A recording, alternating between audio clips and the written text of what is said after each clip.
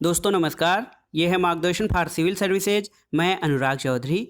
आज की वीडियो में आप देखेंगे आरओ यानी समीक्षा अधिकारी सहायक समीक्षा अधिकारी परीक्षा के लिए सामान्य हिंदी और व्याकरण खंड के अंतर्गत महत्वपूर्ण टॉपिक वाक्यांश के लिए एक शब्द। इसमें हम 150 अति महत्वपूर्ण वाक्यांश के लिए एक शब्द दे रहे हैं। आप इसे तैयार कर लीजिए, चूँकि सामान्य हिंदी के अंतर्गत पूछे जाने वाले 60 प्रश्नों में से 10 प्रश्न वाक्यांश के लिए एक शब्द से पूछे जाते हैं और ये बहुविकल्पी प्रकार के होते हैं। थोड़े से गंभीर अध्ययन से आप इस खंड के सभी प्रश्न सही अटेम्प्ट कर सकते हैं। तो आइए शुरू करते हैं आज का वीडियो। वाक्यांश के लिए एक शब्द, समीक्षा अधिकारी सहायक समीक्षा अधिकारी के लिए महत्वपूर्ण। दोस्तों आप इसका PDF भी डाउनलोड कर सकते हैं, लिंक मैं डिस्क्रिप्शन बॉक्स में डाल दूंगा।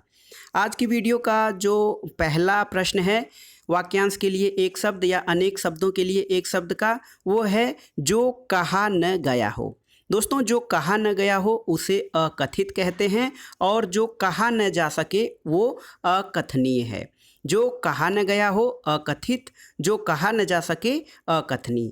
जो सबके अंतःकरण की बात जानता हो या जो सबके अंतर्मन की बात जानता हो उसे अंतर्यामी कहा जाता है। दोस्तों जो पहले कभी न हुआ हो अभूतपूर्व, और जो शोक करने योग्य न हो अशोच्य होता है। जो शोक करने योग्य न हो अशोच्य, जिसकी गहराई या थाह का पता न लग सके तो उसे कहते हैं दोस्तों अथाह। जिसकी गहराई या थाह न लगाया जा सके उसे अथाह कहते हैं। अगला जो अनेक शब्दों के लिए एक शब्द है वो है कि जो इंद्रियों द्वारा जाना न जा सके। इंद्रियों द्वारा जो नहीं जाना जा सकता है उसे अगोचर कहा जाता है। जो बीत चुका है, जो बीत चुका है उसे भूत या अतीत कहा जाता है। तो दोस्तों जो बीत चुका है उसके अनेक शब्दों के लिए एक शब्द होगा अतीत। जो कभी नहीं मरता हो वो है अमर्त्य, और जिस पर आक्रमण न किया गया हो, बहुत ही महत्वपूर्ण है, जिस पर आक्रमण न किया गया हो उसे अनाक्रांत कहा जाता है। अगला प्रश्न है जो जीता न जा सके वो अजेय है, और जिसका जन्म पहले हुआ हो, यानी जिसका जन्म पहले हुआ हो या जो बड़ा भाई हो उसे अग्रज कहते हैं। अग्र माने आगे, जैसे पैदा होने वाला, तो अग्र पहले पैदा होने वाला या बड़ा भाई उसे अग्रज कहा जाता है। जिसका परिहार या त्याग न किया जा सके उसे अपरिहार्य कहा जाता है। बहुत ही महत्वपूर्ण है, जिसका अपरिहार या त्याग न किया जा सके अपरिहार्य होता है। जिसका कोई शत्रु न जन्मा हो अजात शत्रु होता है। जिसे बुलाया न गया हो या जो बिना बुलाए आ गया हो उसे अनाहूत कहते हैं। जिसे बुलाया गया हो उसे आहूत कहते हैं, और जिसे बुलाया न गया हो अनाहूत होता है एक शब्द। और ये देखिए जिसका वचन या वाणी के द्वारा वर्णन न किया जा सके, ये इसका एक शब्द होगा दोस्तों अनिर्वचनीय। अनिर्वचनीय होता है जिसका वचन या वाणी के द्वारा वर्णन न किया जा सके। जिसका किसी भी तरह वर्णन न हो सके तो इसके लिए एक शब्द होता है अवर्णनीय। तो थोड़ा सा माइनर अंतर होता है, जो बहुत थोड़ा सा डिफरेंस होता है आपको जब आप वाक्यांश के लिए एक शब्द या अनेक शब्दों के लिए एक शब्द आप चयन करते हैं। जो विकल्प आपके दिए गए होंगे तो उसमें हो सकता हो कि ये दोनों ही ऑप्शन अनिर्वचनीय और अवर्णनीय दोनों हों, लेकिन आपको सटीक उत्तर करना होगा ताकि आप सही पूरे अंक पा सकें। तो याद रखिएगा, जिसका वचन या वाणी के द्वारा वर्णन न किया जा सके अनिर्वचनीय, और जिसका किसी भी तरह वर्णन न हो सके अवर्णनीय होता है। इसके अलावा जिसका निवारण न किया जा सकता हो, जिसका निवारण न हो सकता हो उसे कहते हैं अनिवार्य। अनिवार्य प्रश्न जो होते हैं आपके, यानी वो करना अनिवार्य हो, यानी इसका निवारण नहीं किया जा सकता है। जिस पर अनुग्रह किया गया हो उसे अनुग्रहित कहते हैं। जो किसी वस्तु या व्यक्ति के प्रति आसक्त हो उसे अनुरक्त कहा जाता है। और राजभवन के अंदर जो स्त्रियों या महिलाओं का निवास होता है उसे अंतःपुर कहा जाता है। अगला जो अनेक शब्द हैं उसके एक शब्द के लिए आपके लिए जो वाक्यांश है वो है जो परिणय सूत्र में न बंधा हो तो उसे कहते हैं अपरिणीत। परिणय सूत्र में या शादी के बंधन में न बंधा हो उसे अपरिणीत कहते हैं।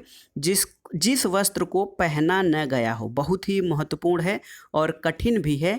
जिस वस्त्र को पहना न गया हो अप्रहत कहा जाता है। और बिना पलक गिराए, इसको सामान्य रूप में कहा जाए तो अपलक कहा जा सकता है, बिना पलक गिराए। लेकिन जो इसका शुद्ध शब्द है निर्निमेष होता है, बिना पलक गिराए निर्निमेष। वह स्त्री जिसका पति दूसरा विवाह कर ले उसे अद्यूढ़ा कहा जाता है, अद्यूढ़ा। और वह पत्र जिसमें किसी को कोई काम करने का अधिकार दिया जाता हो उसे अधिपत्र कहा जाता है। अगला प्रश्न है अधिकार या कब्जे में आया हुआ तो उसे अधिकृत कहा जाता है, अधिकार या कब्जे में आया हुआ अधिकृत है। और परंपरा से चली आ रही बात या कथा उसको अनुश्रुति कहा जाता है। अनुश्रुति यानी परंपरा से चली आ रही बात या कथा। जो विधान या नियम के विरुद्ध हो उसे विधि विरुद्ध कहा जाएगा, या फिर एक शब्द असंवैधानिक। दोनों ऑप्शन में से कोई भी हो तो आप इसे सही कर सकते हैं। जो विधान या नियम के विरुद्ध हो उसे विधि विरुद्ध कहा जाता है, और दूसरा शब्द इसके लिए है असंवैधानिक। किसी शुभ कार्य को विधि विधान और श्रद्धापूर्वक करना क्या कहलाता है? तो ये है अनुष्ठान। और जो कानून के प्रतिकूल हो तो उसे अवैध कहा जाता है। जो विधि के अनुकूल ना हो या जो विधि के प्रतिकूल हो वो अवैध कहा जाता है। जो तौला या मापा न जा सके, बहुत ही महत्वपूर्ण है, जिसे तौला या मापा न जा सके उसका एक शब्द होगा दोस्तों अपरिमेय। जो कुछ न जानता हो इसके लिए एक शब्द है अज्ञ। जो अवश्य होने वाला हो अवश्यंभावी होता है। आवश्यकता से अधिक धन ग्रहण न करना, इसका एक शब्द होगा दोस्तों अपरिग्रह। अपरिग्रह का अर्थ है आवश्यकता से अधिक धन ग्रहण न करना। आवश्यकता या उचित मात्रा से अधिक खर्च करने वाला तो उसे अपव्ययी कहा जाता है। और आवश्यकता से अधिक या उचित मात्रा अनुचित मात्रा से खर्च करना अपव्यय कहा जाता है। आवश्यकता से या उचित मात्रा से अधिक खर्च करने वाले को अपव्ययी कहा जाता है या फिजूल खर्च कहा जाता है। अगला प्रश्न है दोस्तों जिसकी पहले से कोई आशा न हो, बहुत ही महत्वपूर्ण है अप्रत्याशित। जिसकी पहले से कोई आशा न हो उसका एक शब्द होगा अप्रत्याशित। और जो इस लोक में संभव न हो वह है अलौकिक। और आरंभ करने का खेल, अंतिम अक्षर से आरंभ करने का एक खेल जिसे अंत्याक्षरी कहा जाता है। अंतिम अक्षर से आरंभ करने का खेल अंत्याक्षरी होता है। और तर्क के बिना मान लिया गया विश्वास अंधविश्वास होता है। ऐसा विश्वास जिसे बिना तर्क के मान लिया जाता हो वो अंधविश्वास है। और जिस स्त्री के पुत्र और पति ना हो, तो दोस्तों जिस स्त्री के पुत्र और पति नहीं होते हैं उसके लिए एक शब्द होता है अवीरा। अगला जो सेंटेंस है या वाक्यांश है वो है कम बोलने वाला। कम बोलने वाले के लिए दो शब्द हो सकते हैं, एक अल्पभाषी और दूसरा मितभाषी। तो कम बोलने वाला इसे अल्पभाषी कहा जाएगा या फिर मितभाषी। जिसके समान कोई दूसरा न हो इसके लिए एक शब्द होगा अद्वितीय। और जिस पर मुकदमा चल रहा हो दोस्तों उसे एक शब्द में अभियुक्त कहा जाता है। जो जाना न जा सके, जिसे जाना न जा सके या जो न जा सके एक शब्द में अज्ञेय कहा जाता है। अज्ञेय एक हिंदी साहित्य के प्रसिद्ध लेखक भी हैं। अज्ञेय सच्चिदानंद हीरानंद वात्स्यायन अज्ञेय इनका पूरा नाम है। इसका अर्थ होता है जो जाना न जा सके।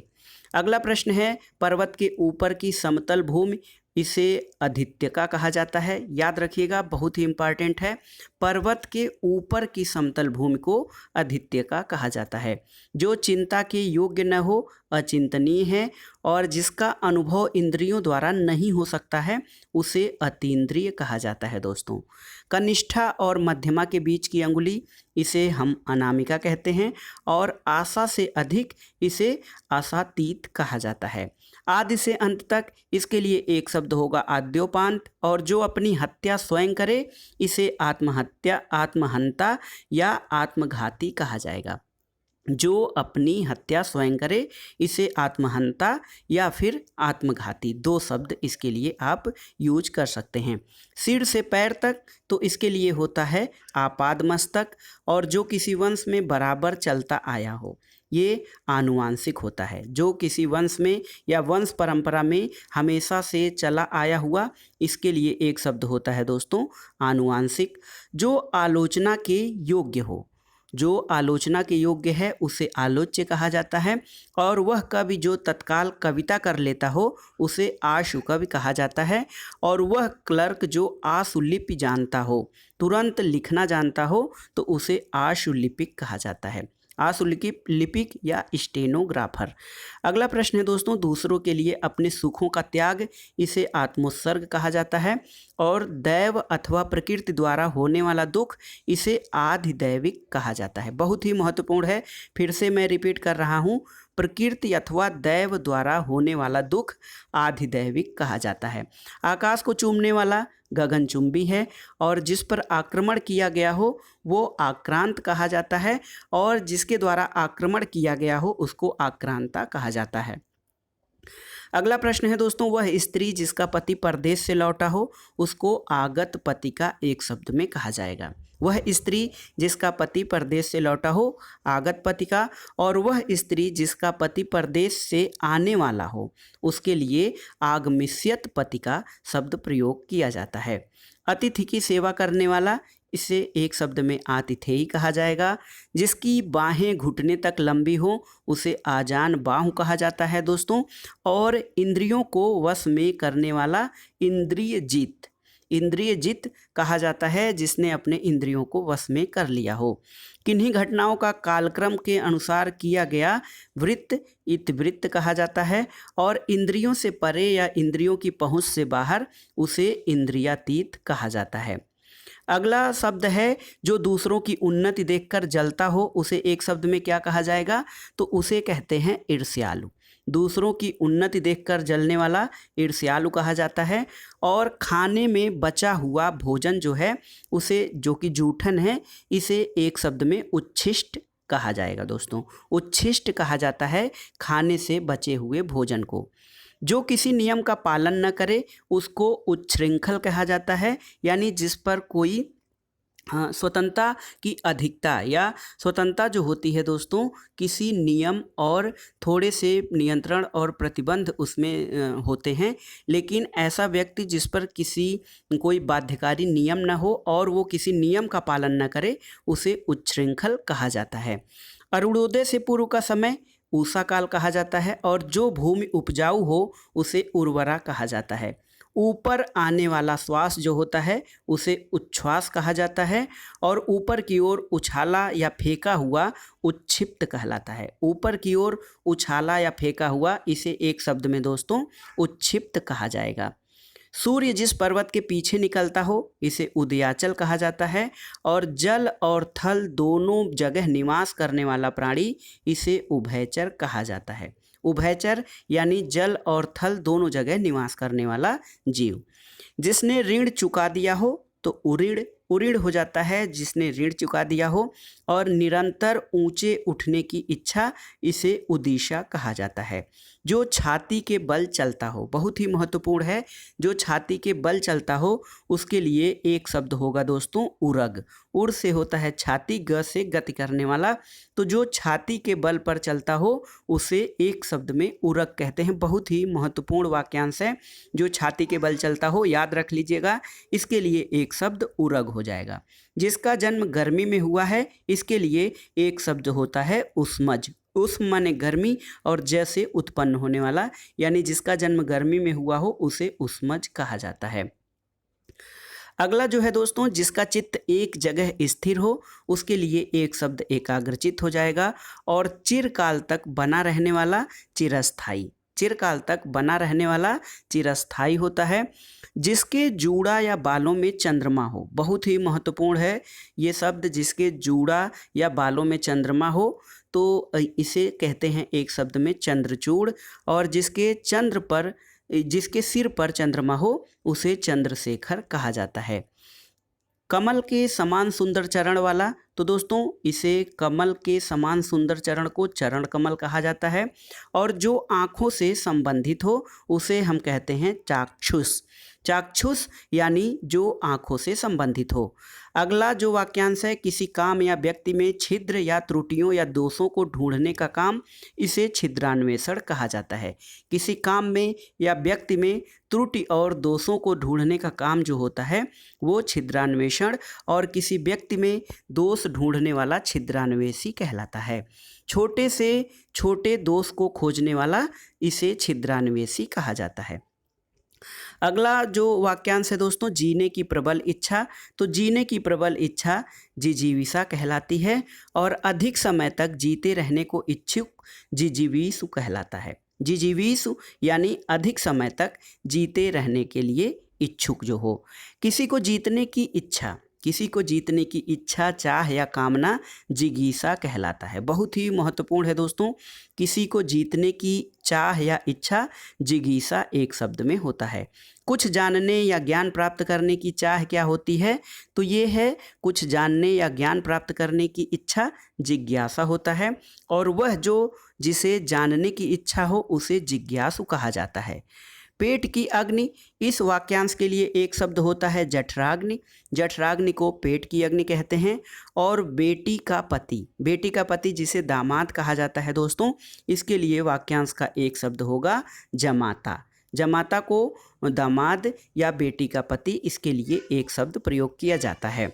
अगला प्रश्न है, अपनी विवाहिता पत्नी से उत्पन्न पुत्र, इसको औरस कहते हैं, और अवैध पुत्र को जारज कहा जाता है। बहुत ही महत्वपूर्ण है, अपनी विवाहिता पत्नी से उत्पन्न पुत्र को औरस कहा जाता है, और अवैध पुत्र जो होता है उसको एक शब्द में जारज कहा जाता है। अपने कर्तव्य का निर्णय न कर सकने वाला, उसे किम कर्तव्य विमूढ़ कहते हैं।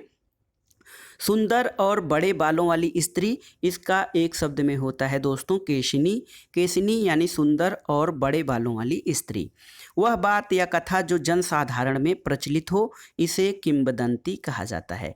ऐसी बात या कथा जो जनसाधारण में प्रचलित हो वो किंवदंती कहलाती है। जिसकी बुद्धि कुशा की नोक के समान तीखी हो, उसे कुशाग्र कहा जाता है।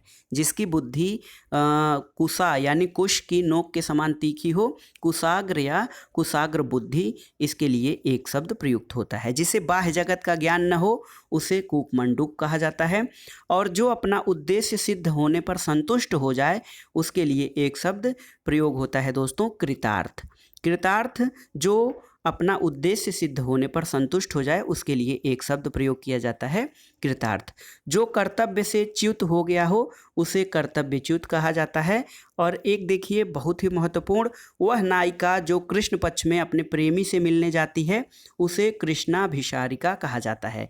कृष्णाभिसारिका वह नायिका या वह प्रेमिका जो कृष्ण पक्ष में अपने प्रेमी से मिलने जाती है। अगला प्रश्न है, ऐसा ग्रह जिसमें सूर्य या चंद्र का पूरा बिंब ढक जाए, उसे खग्रास कहा जाता है। और जो आकाश में विचरण करता हो, उसे एक शब्द में खेचर कहा जाता है। जो आकाश में विचरण करता हो या घूमता हो, उसे खेचर कहा जाता है।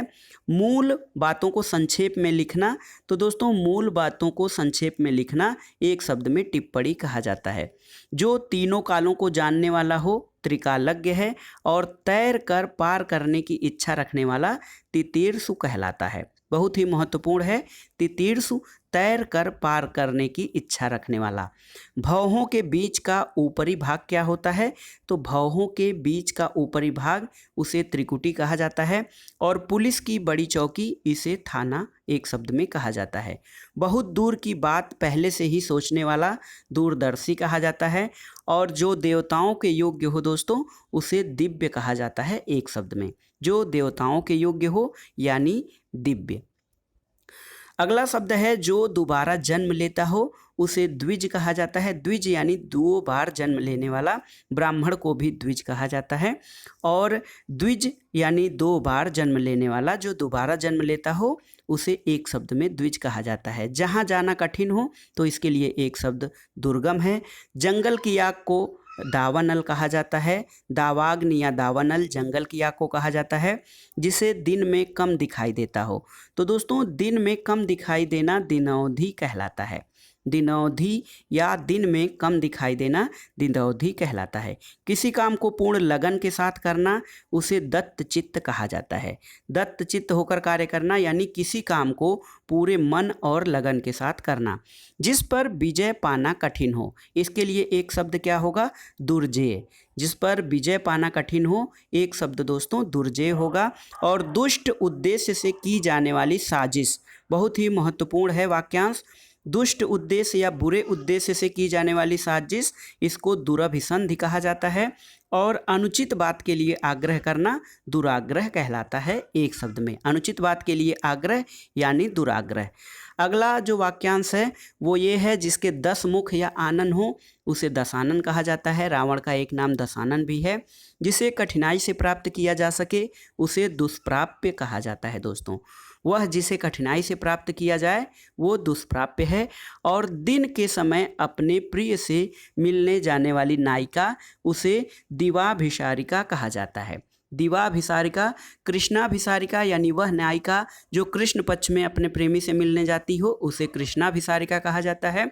और दिन के समय अपने प्रिय से मिलने जाने वाली नायिका को दिवाभिसारिका एक शब्द में कहा जाता है।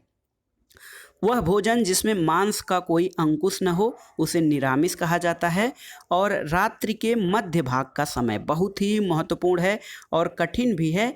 रात्रि के मध्य भाग का समय अर्धरात्रि नहीं बल्कि इसका एक शब्द में दोस्तों निशीथ शब्द होता है। निशीथ यानी रात्रि के मध्य भाग का समय।